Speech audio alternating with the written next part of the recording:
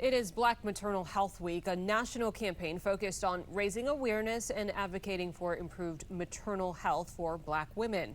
And we're joined today by Aza Nedhari, the co-founder and executive director of the DC organization Mamatoto Village, aimed at supporting Black women through pregnancy. Thank you so much for joining us. Thank you for having me.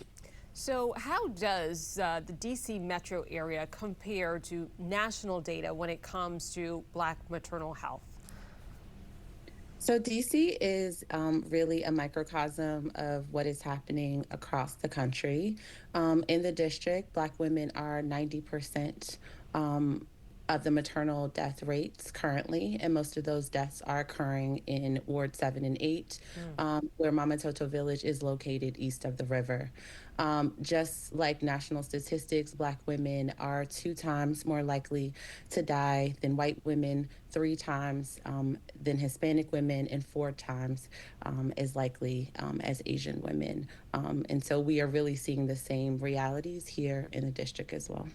And I've heard those stats for quite a few years. What needs to happen to make some change in terms of those numbers and improve the outcomes for women who are, about to give birth?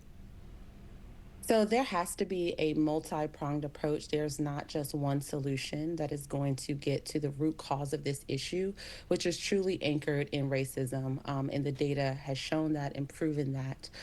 There needs to be policy solutions, both at the local, state, and federal levels. There needs to be an overhaul in the way in which we deliver healthcare in general. We need to ensure that people have access to midwives and have access to births in all types of settings, whether that is hospital, home, or birth center.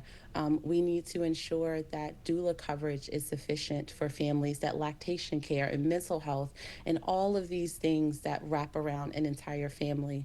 And lastly, we need to ensure that we have adequate paid parental leave, both for that birthing parent as well as for that partner. And so again, these are just some of the many solutions that are needed. And many of these solutions were recommended through the Momnibus legislation that was introduced and championed by Councilwoman Underwood and Councilwoman Alma Adams. And that package of bills really spoke to comprehensively many of the needs that are essential in order to transform this Black maternal health crisis. I would say, as a mom myself, I gave birth last year. It's almost a full year. My son turns 1 next month. I witnessed a lot of this, thank you, firsthand. And it just seems like such a huge issue that needs to be tackled. But as you said, it's multi-pronged. What services does your organization offer? So Mamatoto's work really is about addressing the root causes and not just the symptoms, as we are talking about. So we offer our work through 4 key areas. So we have maternal child health programs, which includes home visiting, our community doula program, our lactation program, which is led by our co-founder, Cassietta Pringle, who's also an IBCLC.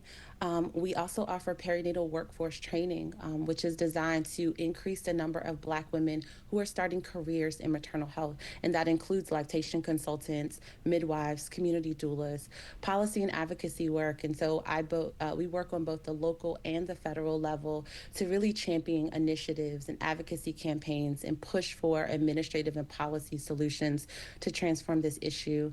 And lastly, storytelling. It is important that we share our stories in an authentic way and in a way that really encompasses our joys, our challenges, and our resilience.